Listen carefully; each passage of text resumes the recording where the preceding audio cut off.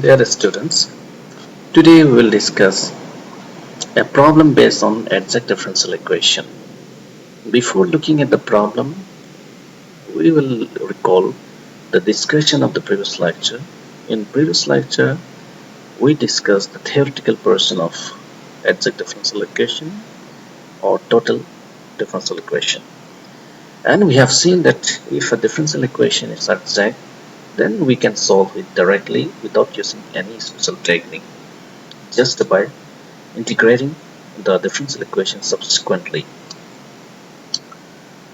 So in that lecture we have seen some equations. These are the main equations that will be required today to solve a problem.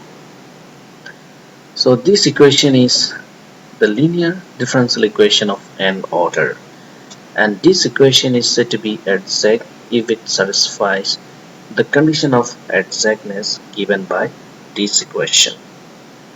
So if this equation satisfies this exactness condition, then its the first integral of this equation is given by this equation.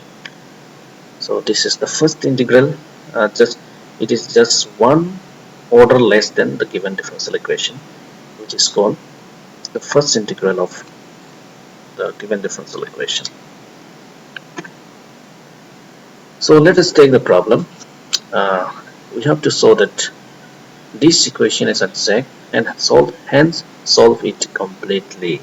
That means first we will check that it is exact differential equation, and then we will solve this differential equation. So the given we have to write the given differential equation as it is, and this given differential equation can be rewritten as this form. Why? Because we know that d is equivalent to dy dx, so we will replace dy dx, and this we open this bracket and multiply each and every term by y, so we will get these terms. Now comparing this equation, this given equation with the standard equation, this is the standard equation of n order differential equation. So we can compare this equation with this equation to get the coefficients p0, p1, dot dot dot. So this is p0, this is p1, this is p2, this is p3, and this is 5x. By comparing with this equation, we get these values. Now in view of the condition, this is the condition for the exactness of n order differential equation. So in view of this condition, in this general condition, the given differential equation, that means this equation will be exact if it satisfies this condition. So this condition is obtained just by putting n equal to 3 in this condition, n equal to 3, because this is the condition for n order differential equation. So this will be the condition for third order differential equation. Okay. So we have to put n equal to 3 in this equation, then we get this. We must get this condition. So let us check. So we have the values of p0, p1, p2 and p3. We can find the values of p2 prime. P2 prime is the first derivative of p2. First derivative of p2 means 18.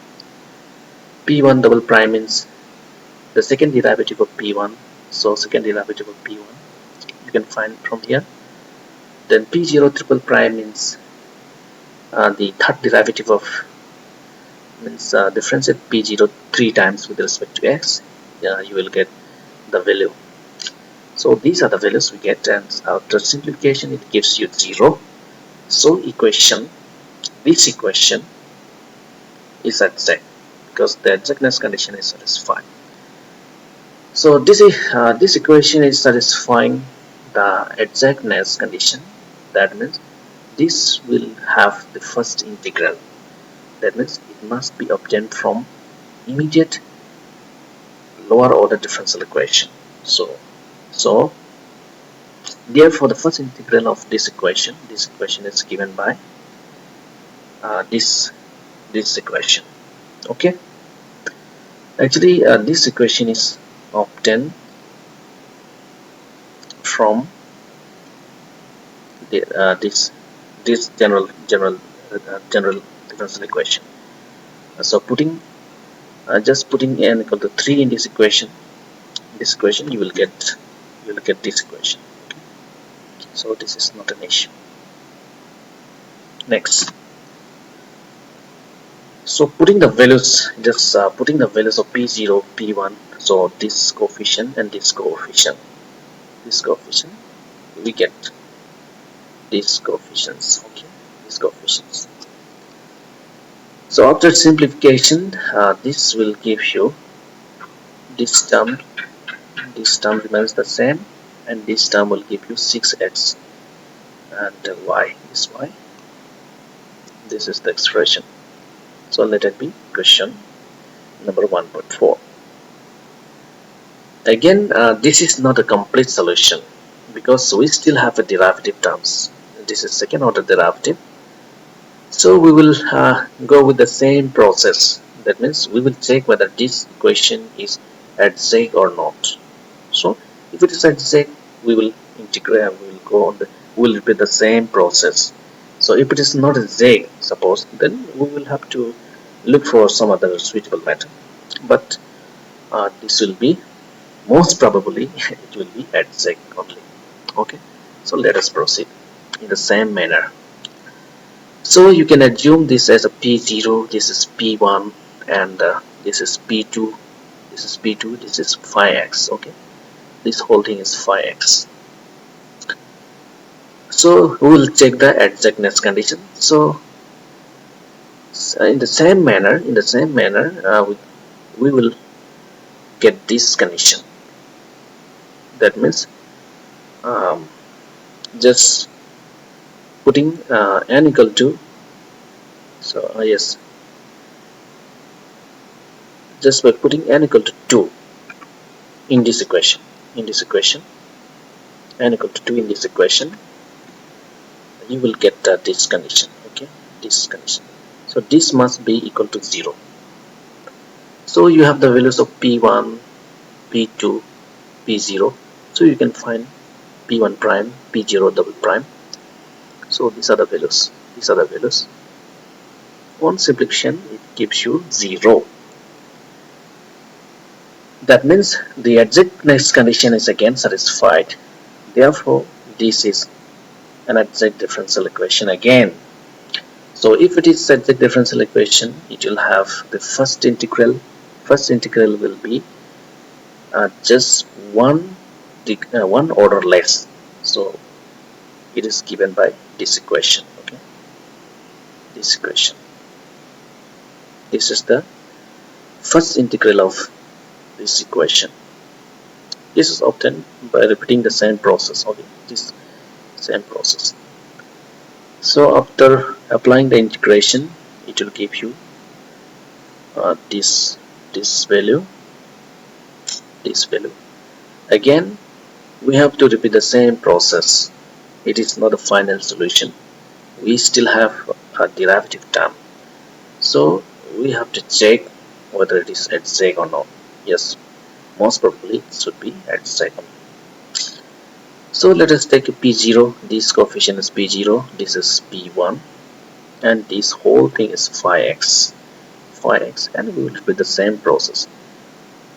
So this time the exactness condition will be, the left hand side of the exactness condition will be p1 minus p0 prime. So putting the values of p1 and p0 prime, so you will get p0 prime from here, the derivative, that means 3x square minus 2, 3x square minus 2, this 3x square minus 2, so it gives you 0. So this equation is again exact differential equation.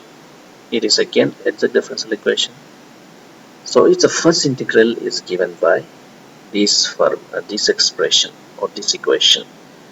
This equation is first order differential equation. So its first integral must be zero order differential equation. So this is zero order differential equation. So after applying the integration here, it will give you this value, and putting the value of p0 here. This is the value of p0. Okay, so this is the final solution.